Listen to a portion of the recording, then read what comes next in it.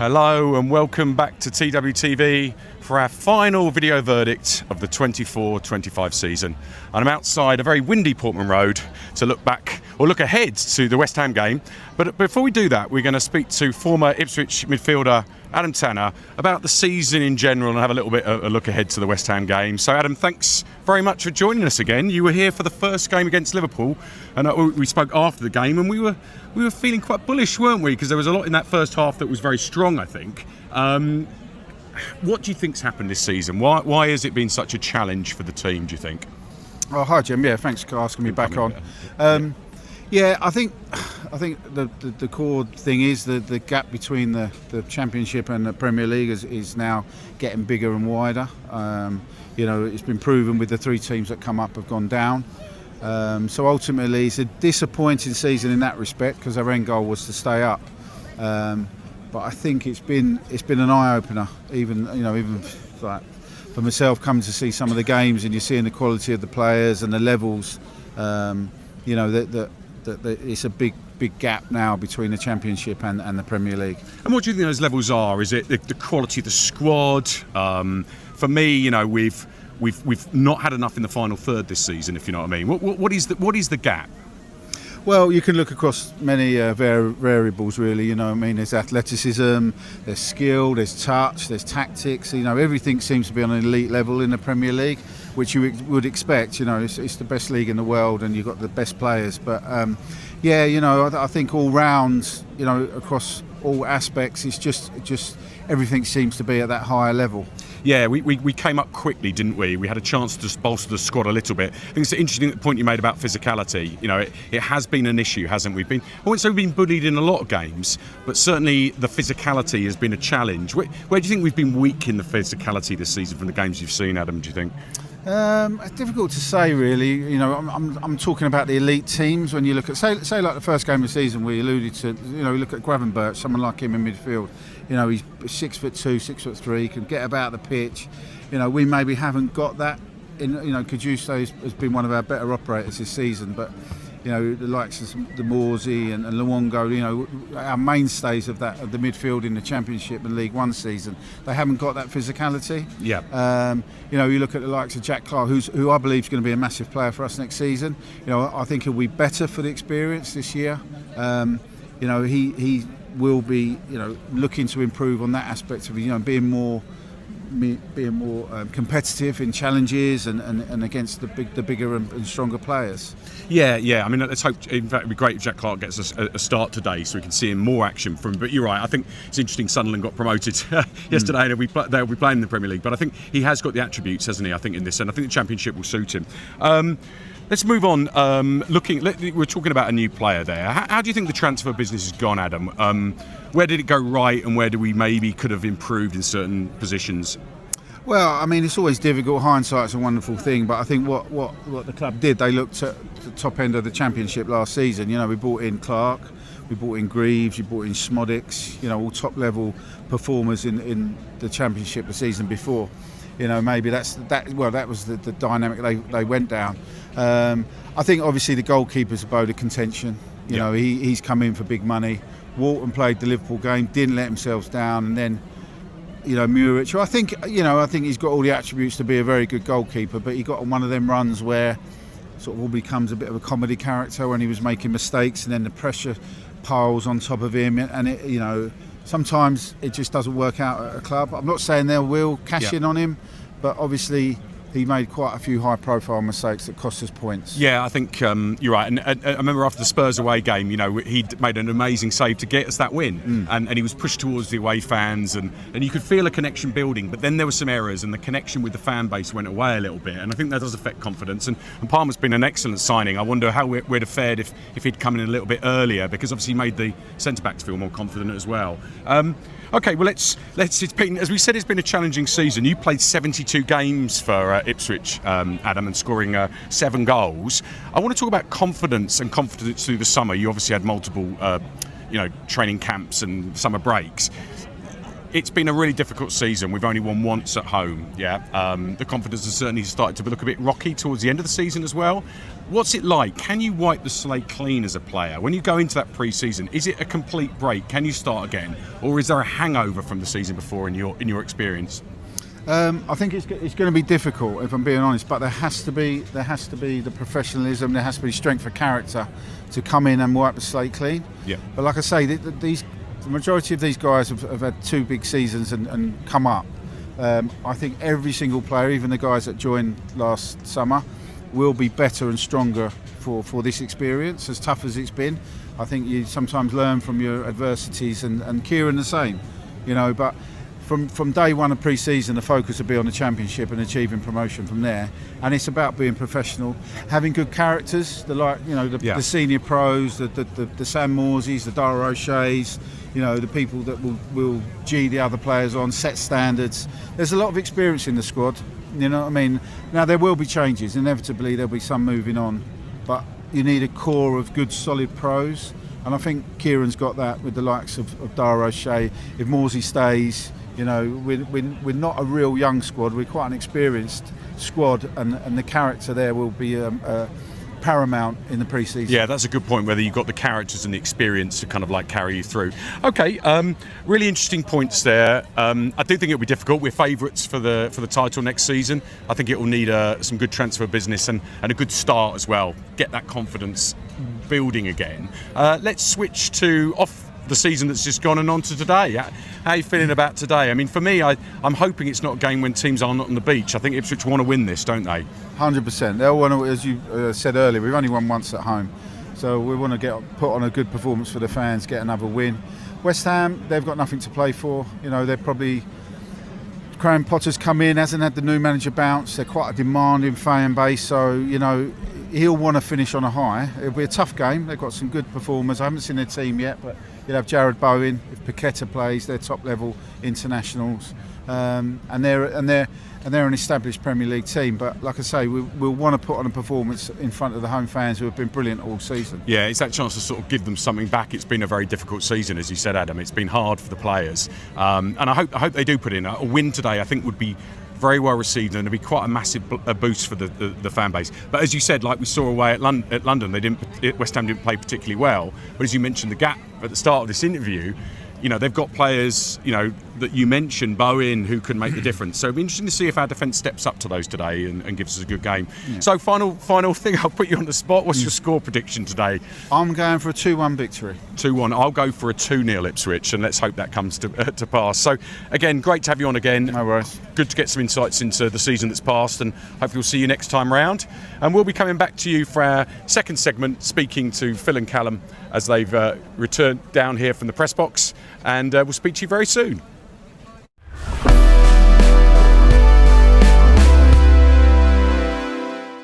Hello and welcome back to TWTV for our second segment and our final video verdict view from the press box as we look back on Ipswich Town 1, West Ham 3. You join me again, Jim Cooper, outside the South Stand, Portman Road. I'm joined as ever by two people who live and breathe Ipswich Town. more than we'd like to, more than is healthy. Yeah. Mr. Phil Ham, the man behind TWTD, and staff writer Kallum Brisset. Welcome, Kallum. Thank you. Hello. Well, we're here, and this will be the last time that I stand outside a football ground for 2 hours waiting for you two as you write up your magnificent match reports. There's been so many cold nights outside Molineux on a cold Tuesday night, yes. Surrounded by people protesting about their manager and Korean fans. But let's look back on this one, guys, as our final view from the press box. And I think, Kallum, why don't we start off with the team sheet, actually, because there was quite a lot of change and a bit of interest behind that. Not an awful lot, I don't think. It was 2 changes on the initial team sheet. It became 3 after the warm-up. I'll just touch on that first of all. It was going to be Alex Palmer in goal. He fell ill in the warm-up, so Christian Walker came in. But the 2 kind of planned changes on the team sheet, Connor Chaplin and Nathan Broadhead coming back in for Julio Enciso and Jack Clark. What was quite interesting that we spoke about before the game, it meant that the front 4 ended up being Broadhead, Chaplin, Hutchinson, Hurst, which is a front 4 that we kind of feel like we've seen before in the Championship. It's a front 4 that had played together 3 times before today, not since Swansea last year. home or away. I can't quite remember, but it was one of the Swansea games last year. So there was kind of the idea that there was a bit of familiarity there. I know Kieran after the game said kind of wanting to go in with a team that might look like a team that we might have next season. Was that the plan, guys? Was That it to was- kind of that was- a nod to the championship? That was what Yeah, he McKenna said this in his press conference, and Enciso, they decided to leave Enciso out partly for that and partly because he's got 2 games with Paraguay next week against Uruguay and Brazil, and he's also got a bit of a niggle. And so he went with players that are likely to be here next season. And I don't disagree with that. I think we've spoken about this a fair bit in the last few weeks. What do we want to see from the team? I think that was kind of one of the things we spoke about. It meant it was George Hurst up front again. Liam Delap not starting on what we expect will be his last game after for the club. his club sanctioned tour of other clubs this Yes. week. You know, obviously Yes. been around the country a bit. All right, Kallum, let's get into the game itself. You know, the final home game of a very difficult season. You know, that Particularly a difficult season here at home. at home, absolutely. You know, we've got a segment later with this boy who sits up in the south stand here, and you know he's only seen home games, and what a difficult one, because you know we've had one win, One yeah, win all season. we've had 14 goals all season, only 6 in front of the north stand, and that really brings it home to me. But West Ham were a team that I'm glad you worked that out, because me and Phil were trying to work that out when I'm Broadhead not sure it's scored. completely accurate, but just bear with me. I think 6 was the number we got to. Yeah, I was trying to think about what the 6th was, apart from today, if you know what I mean. But anyway, we get there. But I mean, West Ham have had a poor season. I think, you know, Potter is, you know, Potter, it hasn't worked for him. The results he's been in have been quite poor. I thought when we went to the London Stadium, it was as much as our poor form, our poor play than their, you know, Probably. their finishing. It But was the difference, fairly early. It was probably our worst performance of the season up to that point. I agree. I'd say. It was a bit of a blow, that one. But And again, it was a patchy performance, because the first half an hour, I think you'd look at it as a decent performance, Yeah. wouldn't you? Yeah. Another one. And the difference, big difference that day was Bowen, and I thought that really played out today. Do you want to take us through the key moments of the match? Yeah, Jared Bowen, he's a class above, isn't he? He's, Yeah. there were some choice words from the away end about him not being in the England squad. I was turning to you, Phil, during the game. I'm not sure how he's not. But that's an issue for people higher up than us. But yeah, the first goal is the biggest kind of turning point, the biggest kind of moment in the game up to that point. For what it's worth, I thought we edged the game up until that point. I didn't think they offered a lot, and we had some chances, but we've spoken about it before. We don't take the chances when we're on top. Broadhead tested Fabianski, Hutchinson hit the post, although he was offside. He forced Fabianski to another save, didn't he? Forced another one into another save, and then in the end, it's a loose pass from Sam Morsey, someone who we probably expect that kind of pass from least. Looking for Jacob Greaves. First of all, it wasn't the right pass to make, and second of all, it wasn't correctly to Greaves anyway. Pounced upon by Bowen, and then Ward-Prowse is there to finish it nicely and put them in front. And that was just before half time, and you felt like that was kind of a key moment and a key point in the game. I remember in the West Ham away game, they went 2-1 up just before half time, and I remember a conversation we had at the time was about, had we got to half time at 1-1, could things have been different? I'm not saying had we got to half time today at 0-0 things would have been different, but it's certainly, there's never a good time to concede, but this felt like a pretty bad one. But to our credit, I thought the second half we started on the front foot, and we ended up getting the elusive goal in front of the North Stand, one that I think Nathan Broadhead deserved. His first goal here for more than a year, since that Southampton game last season. But in the end, that only lasted 3 minutes before Bowen produced the bit of magic that ultimately is what separated the sides in the end. It was his kind of lashing strike into the near post. Had 1 or 2 chances. Jack Clark went close towards the end, but then Kudus scored a few minutes before the end, and that was the game wrapped up at 3-1. Yeah, I think a few things to it. I thought we talked about Bowen being a difference. I thought Ward-Prowse was all good as well. There was a lot of energy in him, and a bit of guile and a bit of craft as well. Some of the stuff that we're lacking. I thought it was a shame for Morsey. I thought he was having quite a good game in the middle. Yeah. You know, he was actually turning and breaking the lines a little bit, which is something we've talked about that we've missed. But it was a poor mistake, actually. It was a shame that he passed back, and it was a shame because, as you rightly pointed out, Kallum, we'd had our best momentum was just before the goal. We were kind of we were taking the game to them, and it was quite good. I think it's synonymous with the season that we've had, and that is exactly pretty much what Connor Chaplin said after the game. He felt like we were well in the game, not taking the chances when they came, and then it's a mistake. It's a moment, as he put it, as Kieran McKenna likes to put it. We hear that phrase a lot, along with kind of fine margins, which is another one that we hear quite a lot from those involved. And and it was interesting for the Broadhead goal, a bit like Bowen's goal.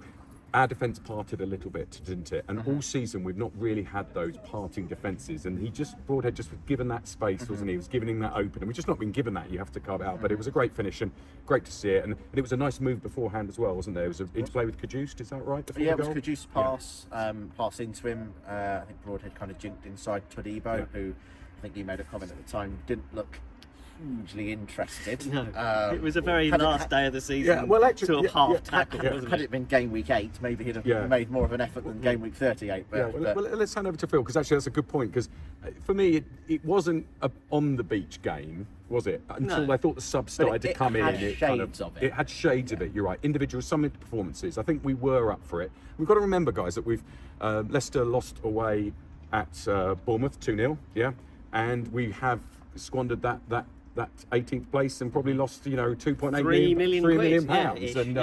But Phil, over to you. I mean, we've had no points at home in 2025. I know, it's very depressing, isn't it? Nine, 6. Yeah. I mean, it all just illustrates the vast gulf between the divisions, and I think it's a problem for the Premier League that it is as huge as it is. I was speaking to a friend of mine who's a Sheffield United fan yesterday ahead of their playoff match, and obviously he wanted his team to win, obviously wanted success, but at the same time he's saying, I don't fancy losing 8-0 every week. Because they've obviously experienced and I thought watching that game, they looked well off it, and I think I was going to have a difficult time. I thought that Sheffield United looked miles better than Sunderland. That the sorts of teams that we're going to face in the Championship next year, I think we've sort of illustrations of that when we played Coventry in the FA Cup, that we made 10, 11 changes and played, I think, what was essentially a first choice Coventry team, beat them 4-1, and really, other than a little spell after their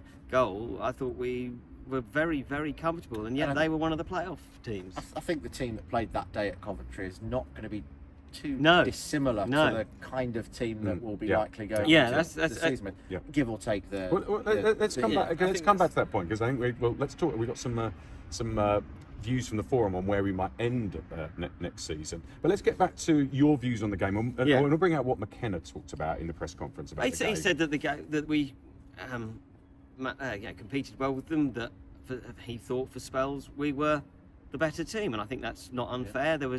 I thought West Ham started the better, but then we got on top maybe 20-25 minutes in, and we were on top, and then of course we gave the goal away at that point, but we didn't score a goal during the spell we're on top, which is something we've done an awful lot this season, and then we've made a mistake, or the opposition has carved out a decent chance themselves, and we've gone behind, and it's, it was synonymous. It's a microcosm. It sums up our season, as I think Connor Chaplin said, and yes, it's exactly that, and it was all kind of it is a different part of the difference between the divisions, that the quality of the finishing, the kind of clinical nature of the way that Bowen, Kieran mentioned this, the way that Bowen dealt with the situation of picking up the ball from Sammy Morsey's loose pass. Even at that stage of him having the ball, he said a defender was there that could have kind of blocked him, or the keeper could have made a save, but he made a very clever pass across to Ward Prowse, who had a virtually open goal to finish in. So it's these things, isn't it, that are the difference between players that have been in the Premier League for a number of years and a team that came up and spent 1 year. Yeah, I think even though West Ham, had a poor season and didn't look fantastic today, again, maybe an element of being on the beach, I think the patterns of play they've got and the speed of play they can get switch into. Quality. Quality of player, patterns of play and speed of interplay.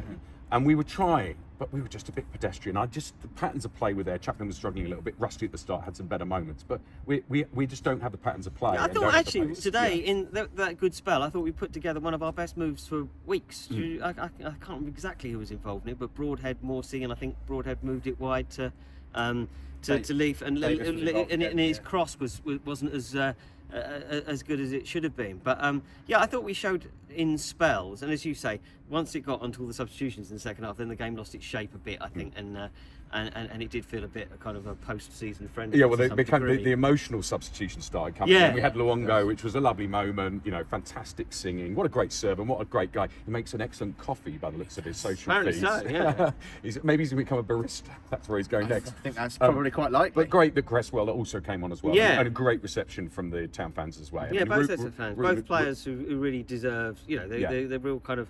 Luongo, fantastic career. I mean, look at where he was when he came to town. He hadn't played at all for Middlesbrough in that first half of that season. Came here on trial and became a stalwart over... A bit of a cult hero. And I think McKenna recently said is the best free transfer. Yeah, best footballing IQ. We did try and discover... The question he asked in his press conference was, could anyone find anyone who's got a better...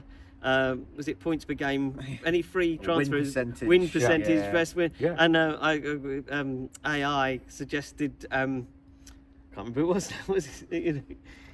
I couldn't tell you. Sorry. He'll come back to Phil in a few minutes. The Poland number 9. Lewandowski. Robert Lewandowski going to Bayern Munich. That's pretty good company, isn't it, basically? Which is quite something. Okay, so let's quickly just look at the stats for what they were for the game. So we had 41% possession. It felt 50-50, but yeah. XG again, 0.79 to their 1.01. And I think 0.79 is about right, if you know what I mean, because I think we had chances, but a lot of the shots were wide. They weren't great chances, and I think we just got to think about the XG going forward. I'd love to see what the XG is going to be next season and compare, because hopefully it'll be a lot higher. 14 shots to us, 10 to them. On target, 4 to us, 6 to them. Again, looking at the fact that they're a little bit more clinical. Off target, 5 compared to 6. Blocked, 5 to 3, and I think we did. They did do some valiant defending. I think at times West Ham and blocked some good efforts. Clear-cut chances, 1 to us, 1 to West Ham, and corners 4. We did have a good spell of corners, but I thought they weren't the best quality. I can't remember one that was. We did talk about set pieces, didn't we? And the last time we scored a set piece, and we've not scored many set pieces this season. The most notable ones were Jack Taylor at Wolves and. Jacob Greaves at Liverpool. They were the two from corners. There may be some from free kicks, another type that I've forgotten off the top of my head. But again, it's the sort of physicality and the strength and that kind of thing, the size of players in the Premier League. In that melee, it's a big melee full of physical players. There was a melee 2 or 3 times today. There was a moment, if you remember, guys, where one of the set plays where Chaplin had a moment for Chaplin Championship to come out and show us those, and he just, I think. Rusty confidence. He fluffed his line on that one. Almost didn't expect it to fall to him in the same way that he would have done 12 months ago. But 12 months ago, he would have hammered that in the net. Simple as that. There's no two ways about it. Okay, let's close out the game by talking about sort of man of the match and good performances. Who was yours, Kallum? Yeah, I ended up going for Nathan Broadhead, and I did think he was the player of the first half. So this isn't purely just because he got the goal. Like the man of the match, the official man of the match, which tends to be linked to the goal scoring, which he was. But no, I thought he was involved in some of our best attacking play. In the first half, there were a couple of times. There was one where he tried to find the top corner, forced Fabianski into a good save that I mentioned earlier. There was another one where, on the counter attack, looked really threatening. A couple of nutmegs in there, and then he slips over. But he does well to kind of land on the ball to ensure that we keep possession. And then he fed it out to Hutchinson, who had a shot, didn't he? What's happening with studs, by the way? We had this fall over from Jack Clark at Leicester last weekend. Hutchinson fell over today on his studs, and I think that you were referring to the Broadhead moment. So I don't know, these blades are not quite up to it, but keep going. But then Broadhead got the goal. It was a lovely goal as well. I don't think. Yeah, great finish. I mentioned the way he jinked inside Todibo, and then it was kind of hit with the laces almost into the near post from just outside the box. Keeper got a hand on it, not enough though. It was a good finish. It was kind of here and there up until the moment that he came off. Phil, your man of the match? Yeah, I think Broadhead. I think he's one of those players that can come out of this season and think probably hasn't deserve more. May have deserved, more of a chance to show what he can do at this level. Yes. Because he hasn't played an awful lot, has he? And I'm not sure injury, obviously, in pre-season, which didn't help. And another one in the last. Yes, and then another one latterly. But I'm not sure he's ever let us down when he's been on. And when he was excellent at Bournemouth, fantastic goal. Remember that drink there. Feels like a luxury player though, and I know we said this, not even in the Premier League, but it feels like the games that he's not hugely involved in, he is anonymous in them. Yes. And we've really got to. We'll come back to this in a moment. I think that's a better role to have in the Championship when you're a team that are probably going to be more on the front foot than if you're not. And we've got to think about. So maybe he's a player that in our system is possibly more suited to Ipswich in the Championship than in the Premier League, possibly. And I don't know whether that comes into the thinking in terms of the fact that he hasn't had too many minutes this season, too many starts, but then started today, which obviously when Kieran's talking about players that will be in next year. So perhaps he will become more of a feature next year. And there'll be a number like that. I mean, Connor Chaplin started today, and he actually I was surprised he'd made as many as 10 starts when you pointed that out earlier. And I thought maybe Taylor might be one of the. I wasn't that impressed with him today. I thought there were a few loose passes. He had a couple of good moments, but not a great introduction. I thought Greaves did well today. I liked some of the stuff he was doing. He was all over last few weeks. He was all over the pitch, and he ended up doing some winger action to get to the byline, if you remember that. Okay, so atmosphere and sort of vibe around the home fans, and it was good. It was good. Yeah. I think the supporters understand kind of how big a challenge this season's been, and today wasn't about kind of the emotion of all the negativity from losing loads of games this season. It was about the fact that we've seen Town in the Premier League for the first time in 22 years. This is kind of the send-off for that season, and there's the hope and the belief that it won't be 22 years again before we're back, and obviously send-offs for individuals. Massimo Luongo, who was getting a great reception every time he came to warm up down the the song started then. Absolutely, good point. And there's obviously send-offs for a few other players who exactly we don't quite know. Liam Delap obviously will go. We'll quickly go into that. Yeah, it was good. I mean, I think the fact 1 win at home, no points in 2025 at home, and to still stick with them is a kind of that bond is still there. I think we will need to start the Championship well. I think just to keep that going. But it was nice. I think probably the biggest cheer of the day was a couple of toddlers who with Slicker who couldn't score and then did, and the whole North Stand went wild in that kind of pitch walk around at the end. But it was the fans have stuck with them, which is quite something. Okay, so let's end by not end, but let's finish off sort of thinking about this season, then putting it in the rearview mirror, is talking about the sort of what have we changed? Survival League, just rubbish teams league or something. What's the new term for Survival League? I Phil? don't know. It's the least crap. The relegated. Yes. I think it's all over, isn't it? I think Rich and Seb on the Blue Monday, I think maybe calling it the least crap 3. So there you go. But let's talk about league position. So we were 19th. We lost out to 18th to Leicester by 3 points and -1 goal difference. We've played 38 games, won 4, drawn 10, lost 24, and it said 3 points behind Leicester. So extremely disappointing, and I think they're pretty stark numbers that once the season is in the memory banks, we have to realise about that gap, and let's talk about that. So let's move off West Ham game. Let's move off looking at the table, and let's go over to the TWTD Forum. And Homer 123 has done something slightly different. He's, rather than asking about 3 words to summarise the game that we've watched, he's put 3 words to talk about the summary of view of the season. And let's start it off with you, Phil, with miles off it from a regular Joey Jojo Jr. Yeah, well, we were sort of talking about this beforehand, weren't we? That in terms of when you look at the table, and Kieran referenced this in his press conference, it looks like we're absolutely miles away, 16 points from safety. But if you pick over individual games, and obviously there's exceptions like losing 6-0 to Manchester City, and Newcastle's rubbing, Newcastle, Liverpool, and all those kind of things. When you look at most of those games, the Leicester's and Bournemouth's and Wolves and Palace and most of there's not been West Ham. There's not been an awful lot in it. in a lot of those matches, and we could have picked up an awful lot more points over the course of the season. Now, whether that would be enough to keep us up is another matter, but certainly we've not been absolutely miles away from a lot of the teams we've faced this season.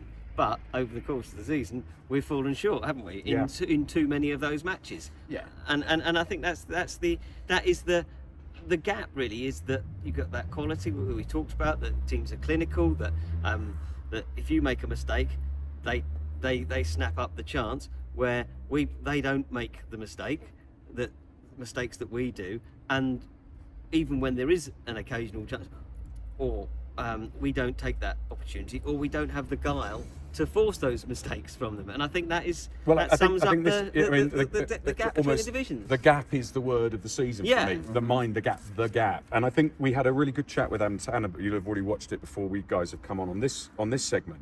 And I think what he described is the gap having variables. Yeah, what is the difference between us and these teams that we're getting frankly blown away? And it's, you can put it down to experience, athleticism, just basic skills and technical technique, and tactics as well, because they are very well drilled. And I think his point was it's just an elite level. It's an elite level. I think that's exactly and my question, maybe for you, Kallum, the question is, you know, the dials. You've got dials. Think about some of those dials. You know, like there's 5 dials of what we've got to be. We've all been dialed down to about 3. A couple of games we've moved it up to 5, whatever. How do we go down, regroup, get a new training ground? Can we really turn those dials up? It seems a very difficult challenge. Yeah. History says yes. Sheffield United last season, Burnley last season were really bad. They'll be the first to admit that. And okay, Sheffield United lost the playoff final, but look at how they've regrouped. Look at Burnley. They've conceded 15 goals in a season. So 100 points. 100 points. Leeds 90 points and then 100 points in 2 years. Obviously they missed out last year, but history tells you yes. But you can do it in the Championship. But I'm talking about when you come back. How are we going to bridge that gap? How are we going to turn those dials up? Is it? Well, look at Leeds. Yeah. Leeds. Out of the 3 that went up this year, I think the general consensus is Leeds are the best placed. Yeah. They had an additional year to build in the Championship, obviously. But it's just about kind of growing your squad over numerous transfer windows, because people will point to the fact that we spent 120, 130 million this season, and yes, that's true. Yeah. Second highest net spend of anyone. But if you work out the total squad cost, ours will be about 130, 140 million. Someone like a Brentford or a Bournemouth, 350 million in terms of how much the total transfer fees are. It's just about building the squads and year after year after we've year. done, you know, maybe it's so much playing catch up. A lot of these, maybe those transfers didn't quite work out in that amount, but you know, we feel will. like Jack Clark will build, Hutchinson will build, Greaves is going to come back. I thought he was excellent today. How many of the players, if we imagine we started the season again, how many of those players are better equipped now than they were 12 months ago? Almost all. And I think they will develop further. And almost all will be probably worth more than what we paid for them. And to think about this from BC Blue, is that Battersea Blue, BC Blue? The 3 words were lessons were learnt. Yeah. Now I'm not sure we learnt lessons in season enough. I'm not sure we changed. We didn't change enough. But I think what are going to be the lessons we learned from this? I think eradication of mistakes, faster transition in the attack. You know, what else, guys? What else have we learned from this experience? Apart from it's really hard in the Premier League. It's so difficult to put your finger on it. There's so many different small things, but I don't think there's one thing that kind of overarches everything else. Yeah. It's just about the know-how, first of all. Yeah. We talk about the transfer fees that we've spent, but also the amount of experience we have of Premier League players is by far and away the lowest of all the Premier League sides. In turn, you can point to recruitment. Did we recruit enough with Premier League experience? We've had this discussion multiple times before. It's not as easy as that. Yeah. You know, players who have that kind of Premier League experience who are available and still able to do a good job come with the price tag. Yeah. And have other options. Have other options. If you're a player with Premier League experience who's maybe not wanted by one of the top side or any side of the Premier League, and are looking for kind of new suitors, and you've played multiple years in the Premier League, you've got that experience, you're a good age, you're probably going to have suitors from teams who from a Brentford are or a established. Bournemouth or- Yeah. And as a player, if you're looking at, let's say player A this summer has 2 options to go to. Yeah. You've got Everton are interested or Burnley are interested. What does history tell you? Where do you think they're going to choose? Yeah. That's part of the thing. It's almost like the recruitment levels, even though we're in the same league, Yeah.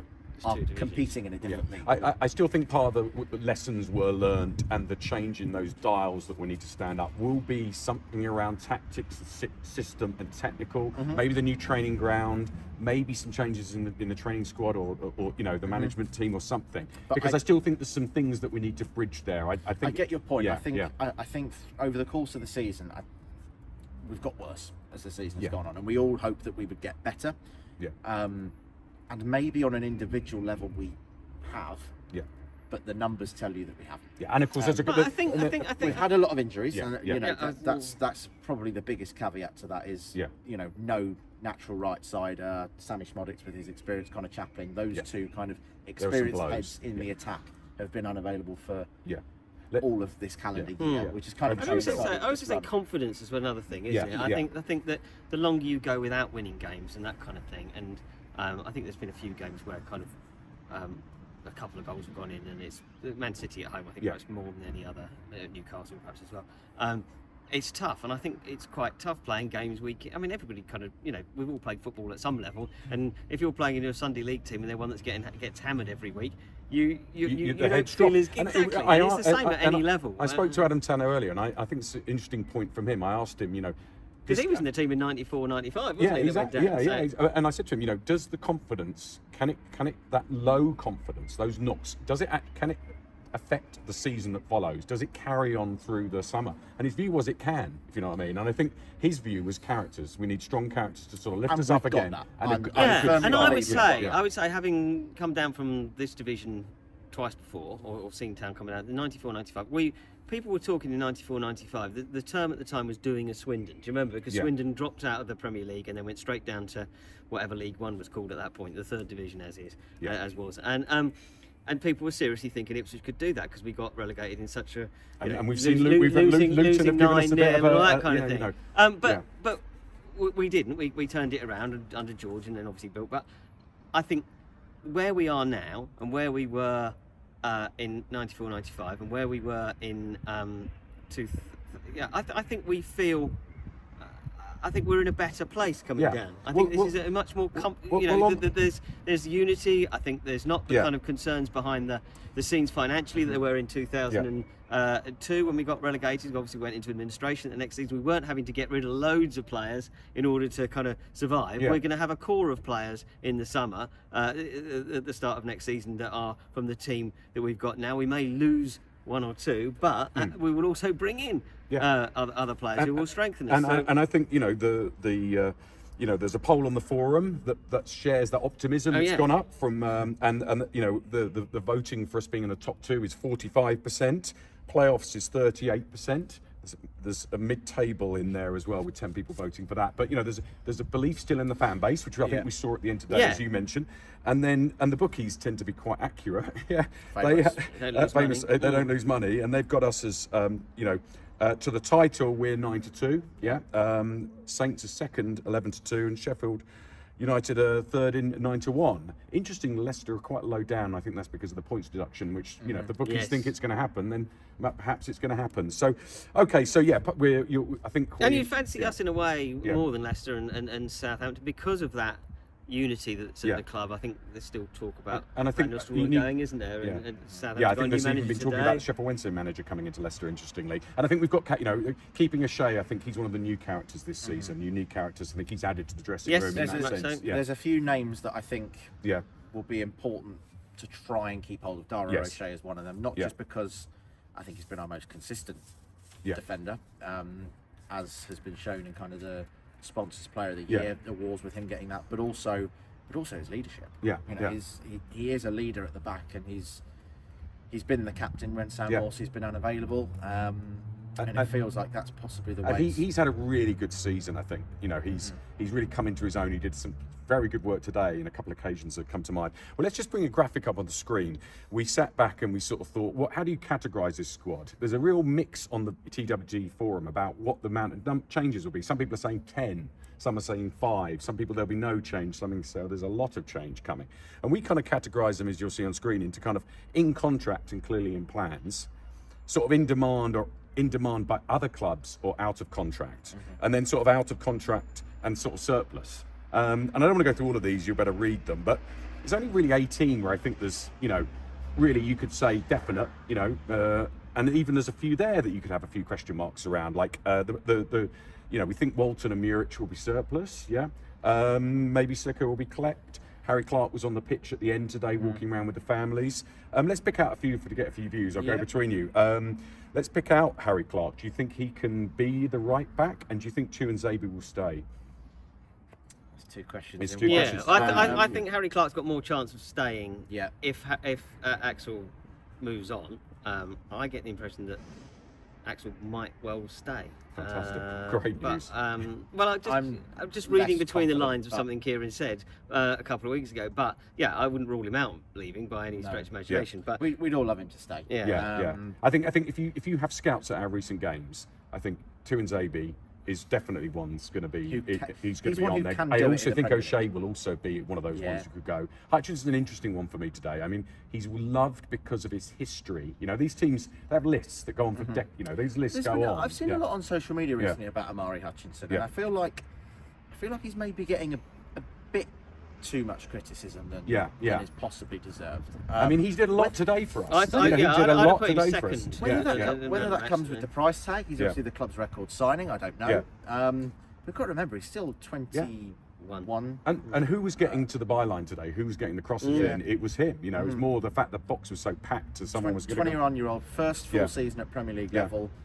Yeah, there could be interest in him. So I think you know, I think there's interest. And there is a I mean, the relegation release clause, there is one of him, which is 35 million. I think the pleasing thing is for us, it feels like that's too high. Exactly what I was going to say. That I think that's perhaps more that limit of. But I think you've got a Leeds coming up. You mentioned earlier on, it'll be hard for Leeds to get players in. He's the kind of player that might actually meet their profile. Like 35 is hard. 35. I mean, if any club wants to pay 35 for him, I don't think.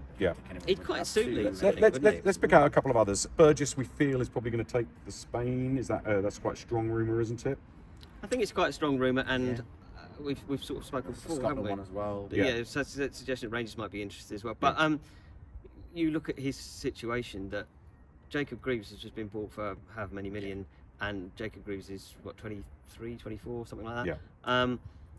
And you would think that Jacob Greaves is the player that they will look to be the left-sided centre-half going forward. So he might look at it and think, am I going to play every week? You cannot blame Cameron Burgess. And he's got a World Cup coming up. For exploring those options. And it'll be a real shame to see him go. It will. He's been one that the fans have really taken to. And it's had a great time. Came from Accrington Stanley. He's been brilliant. I think he's been one of our best players this season, for example. Let's finish off with a couple of the youngsters. Boniface was in the squad today. Boniface. That's my attempt at getting the accent right. And Humphreys is coming back from Wycombe, where he's had a superb season. Are they going to go out on loan again, or are they going to be seen as the plans? What do we think about Humphreys? I still feel he's a bit physically lightweight. Can he make it? 100% he can make it. You speak to anyone at the club, and they can't speak more highly of him, including Kieran McKenna. Kieran McKenna. Whether he's the answer right now, I don't know.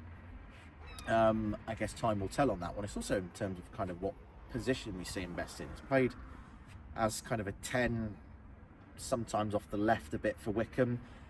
The impression I get is that Kieran sees him more as kind of one of the two in midfield rather than a 10. We've seen him play at left back, and I think he came through at left back. So.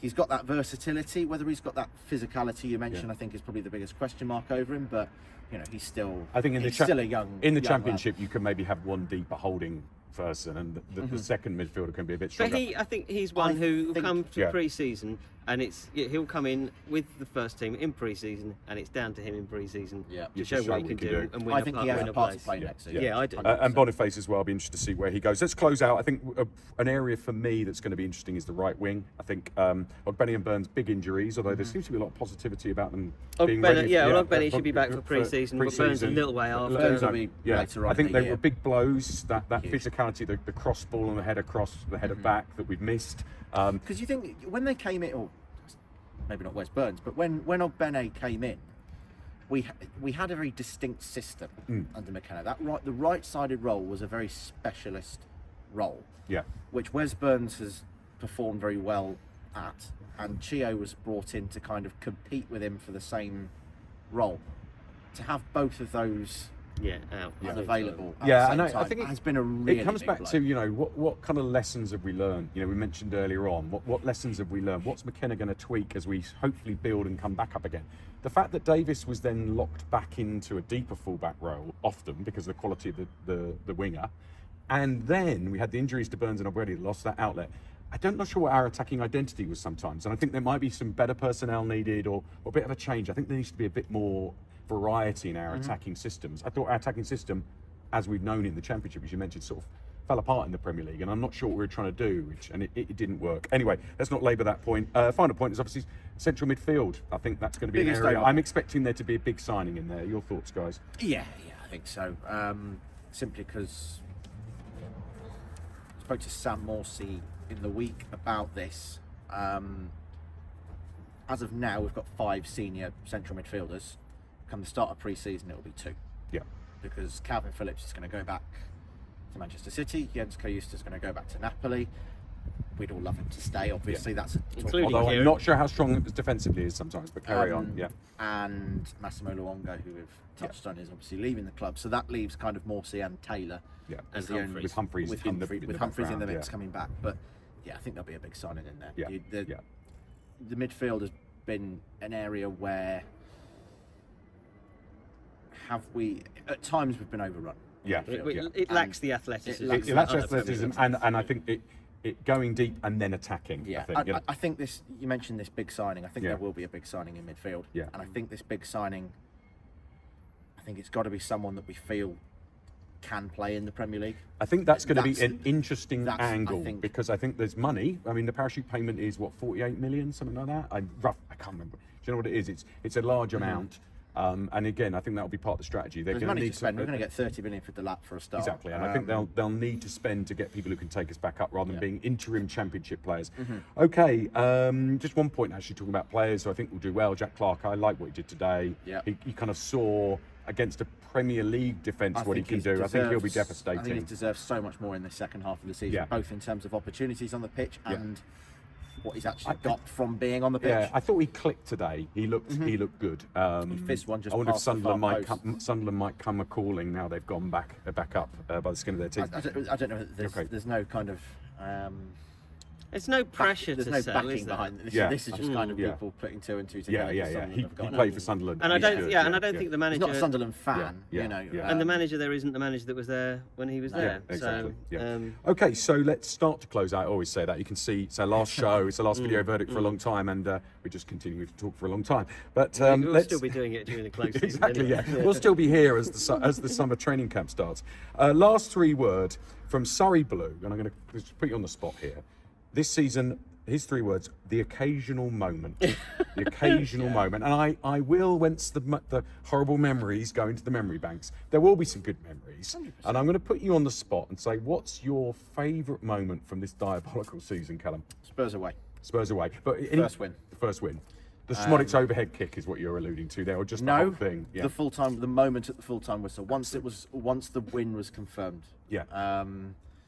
You know, people of my age hadn't seen us in the Premier League before. That day was the first time in my lifetime, and a lot of other people that they'd seen a Premier League win. So and I remember Nick Ames. That was a special moment. I remember Nick Ames from The Guardian, who joined us after that show. He said to us that he's never seen an away end celebrate the end of a game more than a goal, if you know what I mean, because it was limbs. Over to you, Phil. What's been the occasional moment? Yes, Tottenham was 8,000 days. The rest of us had gone to go without a Premier League win, hadn't we? Yeah, I think that's very, very positive. I think Wolves, the header at Wolves from Jack Taylor was another fantastic moment. Beating Chelsea was sort of, it was obviously a superb result, but it didn't have that kind of immediacy, did it, in a way? The Spurs one was obviously because it was the first win, and the Wolves one because it was the final second, wasn't it? But the Chelsea one, we were 2-0 up, and really they didn't look massively like getting back into it, did they? So that was... yes, there are scant. I mean, I suppose Bournemouth. You have to look at that one as well a little bit because that's all of our wins now. Yeah, it suddenly got us here. back in, didn't it? Suddenly we felt, oh, here we go again. And but yes, not too many, unfortunately. Maybe some of the goals Delap scored, I think, perhaps. Have been fantastic. The bum away at Villa, I thought that was we didn't win that game, but it was quite a moment in itself. I think. Sorry, I actually think, going right the way back to August, I think that opening day against Liverpool, the atmosphere that day was it was as good as I've seen. I think I'd probably almost call that out, because once we were 10 minutes in, weren't we? And we were thinking, hang on a second, we're holding our own really here. Well. And the press was insane. Our press was so strong. Something that has dropped away a little bit. And the atmosphere, as you said, was electric. I think for me, that's up there. I think other ones for me is, I thought because it was right in front of me, the Hutchinson goal against Chelsea was wild. But I think for me, it's the Taylor header in the final minute in Wolves, and being in the away end where people just completely lost their minds. Although, having said that, I'll never forget the Manchester City away game when Smodic and I was next to a couple of fairly elderly Ipswich fans. I was thinking, I better keep it down a bit because I got a bit mental in the away end. And I turned to them when Smodic scored, and they had literally lost their minds and were jumping around like they were about 21. So that was another moment. So just a shame 5 minutes later. We were 3-1 down. That was a chastening one. Anyway, so occasional moments. Welcome to the Premier League. Occasional moments, but the table does not like, and it has been a difficult one. So I think that's it. We will we'll close out. We won't look ahead to another game. We'll look ahead to a summer of a bit of relaxation. Not for you two, because you'll be writing up about transfer windows and things like that, and going to Austria. But anyway, I've enjoyed standing around cold grounds waiting for you two and chatting about it. It's been a pleasure. It's been an absolute pleasure to speak to you both, and great insights as always for the last one.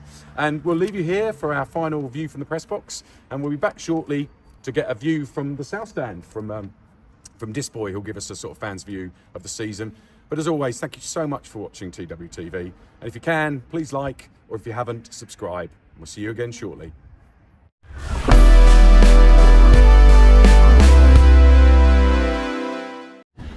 Hello and welcome back to TWTV for the third and final segment of this week's video verdict, as we look back on the West Ham loss and look back on the 24-25 season. And to sort of end the season, we're going to get a fan's view of what the Premier League experience has been like. And we've gone over to the TWTD Forum, and we're joined by Dissboy, who's come from Diss. Welcome on board. Thank you. Nice to be here. Good to be here. And before we start, you're a season ticket holder in the upper South Stand, yes. But I think you're also involved with the Beattie statue, just over there. So tell us a little bit about your football experience. We got involved with the Beattie statue. Do you know what? I was just trying to remember the name of the sculptor, and I can't remember. But yeah, I contacted him. Felt rather than make a company donation towards the statue, I thought, you know what? We'll make a film to bring awareness of the work that goes into all the people that got behind it. Mark Murphy, Phil Ham, and we went to his house. We filmed all about how the statue was going to be created, and we saw all that way through. And that film was actually used at the opening of the BT fundraising night. Oh, fantastic! Yeah, and I think we're very lucky. We've been around the grounds this season. We've seen quite mixed qualities of statues, and I think we're very lucky to have that sculpture and the quality of statues that we've got. And I've got to say, I think the Beattie statue is my favourite of the three, just because it's so dynamic. Looks like he's about to head the ball and attack it, isn't he? I know he put a lot of work into how to get that. Didn't want to see any rods. We spoke about quite a bit of all the ideas he went through. Yeah. Very interesting bloke. Amazing to be around. Yeah, I heard that he had Indiana Jones props in his house and things like that. Yeah. So he obviously Clash of the Titans and. I remember Clash of the Titans. That's one of those original stop motion great films. Right, so let's get into it. So learn a little bit about yourself. What have you made of the Premier League season? Our first back here in 22 years, been difficult. It's a lot different than I remember it back in 2000. I think the thing that surprised me is both the the physicality. You know, everything is just next level about the players, and we've just been found short this year. I haven't enjoyed the VAR. There's so many things I'm not going to miss about dropping back down. Yeah, let's pick up. We spoke to Adam Turner at the start of the show, and he talked about the gap, which I think you were alluding to, and he talked about those different attributes. And you're right, the physical pace, the physical scale, it's multiple attributes, isn't it? And it's going to be something else to go back down and regroup and come back and bridge that gap. But let's pick up your point about VAR. It's been a bit of a love-hate. Not much love, but lots of hate. What haven't you liked about VAR? Is it the delays? To me, I think it's a wonderful technology, and I think it could be a real asset for the game. But why does it need to be minutes? I'm thinking there's something like 42 camera points. If they can't have a look at that in 30 seconds and decide whether it was a clear and obvious error, it wasn't a clear and obvious error, and the on-field decision stands. I don't know why that can't be. It's the length of delays, isn't it, and the sort of the emotion of goals and moments that are taken out. It is difficult. Okay, so what else about the Premier League? What have you? I mean, unfortunately you haven't been to away games, so all you've seen here is this, and it's been challenging, hasn't it? It's one home win all season. What's the home experience? What's it been like in the South Stand Upper? I think today was typical. Middle of the first half, I thought we were giving a good account. We were taking it to them. We were putting them under the cosh a little bit. And I said to those around me, this will be typical. We're not going to capitalise on any of this pressure. We'll concede and we'll end up losing 2-3-1. And that's exactly what happened. So typical. Yeah. We're not clinical enough. Yeah. I think that we've had some stats people on the show a number of times, and we're just not doing enough in the final third. Our progressive passing's not good enough. And you're right, we've just lost some of that attacking prowess. And I think the word around me in J Block, where I sit in the West Ham, was there's no patterns of play. Talk us through your view of that. Yeah, it seems to break down. I mean, last year someone like Amari Hutchinson, he was loving it. He would take on players, he would shoot from all sorts of angles. Now he stops, thinks about it, and does something very undynamic and just passes to somebody else. Yeah. And it just breaks down. If he looks back on this season, the summer, Kieran, where are the areas for improvement? That's a big one. It's a big question. It is a big question. Do you know, I think, one of my pet hates is really, and today I think he got that right. He's been the late substitutions. Last year he was making substitute. You could set your watch on him. On the hour mark, on the 65-minute mark, players would come on and they'd affect the game. This season it's been the 80-odd minute. That's no time for players to get in and make an impact. Today we had subs on earlier. They came on and made an impact. One of the things I would have liked, and I know a lot of people have called for this, was to have seen two strikers up together. Hurst and Delap. Let's give the other team something else to think about. Yeah, because maybe at times the attacking three and the sole striker hasn't given us enough attacking prowess, as you've said. And I really agree with your point about the subs. It's been a frustration for me. It's been pretty late in the day, and I think they need time to settle into the game. And actually, I thought today Jack Clark was one of the highlights of the game today. What did you think of his performance? Again, there was one shot he fizzed across the front of the goal, and we thought, my brother sat with me today, and we said, do you know what? We haven't seen enough of that from Jack Clark this year. He did a couple of other good bits. I thought he was doing okay. Then I believe he had the slip for their third goal. And we talked about Delap leaving. Where do you think would be a good club for him to go to, do you think? What would be, there's lots of suitors. We've got Everton, Man United, Chelsea talked about. Where would you choose if you were in his shoes? I think it's got to be somewhere like Notts Forest to replace Chris Woods. Everton, I think David Moyes would look after him. I think if he goes to a club like Man United, where he's expected to be a player that's going to fix things, he's only 22, he ain't going nowhere and fixing anything. He needs to be part of something bigger, which he can be integrated into and feel very much part of it. Yeah, I think there's a danger. Man U, there's a lot of risk just by the state of the club. I think he needs to be the main man, doesn't he? He needs to be sort of starting, maybe a club that's got a project. Maybe it feels like an Everton, doesn't it, where they've got the new ground to move into. Everton or Forest would be my two. Yeah, that's a good shout. Okay, so just to close out, how do you think we're going to do next season? Obviously a lot of positivity on the forum earlier, or yesterday, where they're talking about, we should be in a good place to finish top two. What's your thoughts? Do you know, I would have said that probably a couple of 3 weeks ago. It's going to be on who we lose and who we recruit. I almost forgot about Smodic today. When we come on, I thought, oh yeah, there's a player. He hasn't figured. I think he will be very good. Yeah. Again at Championship level. Again, I don't think none of our signings really.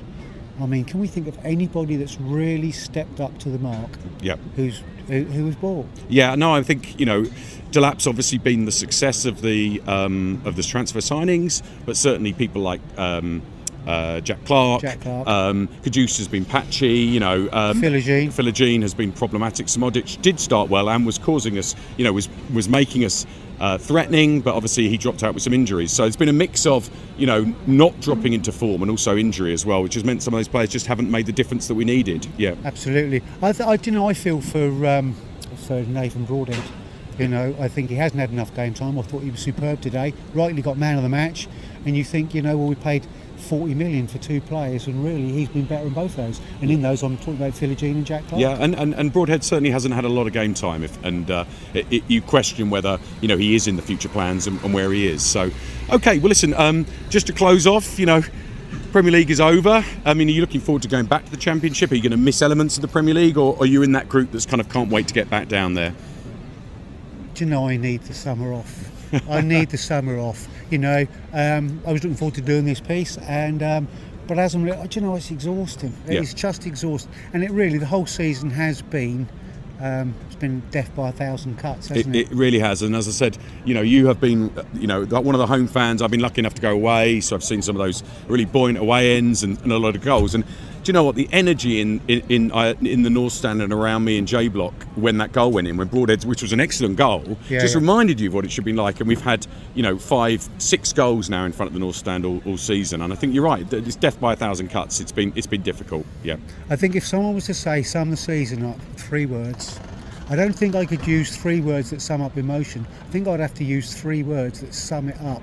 Not good enough. Yeah, and we are not good enough. And I think the big exam question is, can we go back down, improve things, new training ground, improve the squad, and bridge that gap? Because at the moment, the not good enough gap is significant. And I think it's going to be very interesting to see if McKenna stays, what players stay, and whether we can actually improve and come back and actually be good enough to compete and be good enough to maybe stay up. But it's going to be an interesting year. I do think I saw passages of play, Dissboy, where, in that second half when you saw Smodic, as you said, come into the game, Hutchinson, Jack Clark when he kicked in, and you thought we're going to be all right.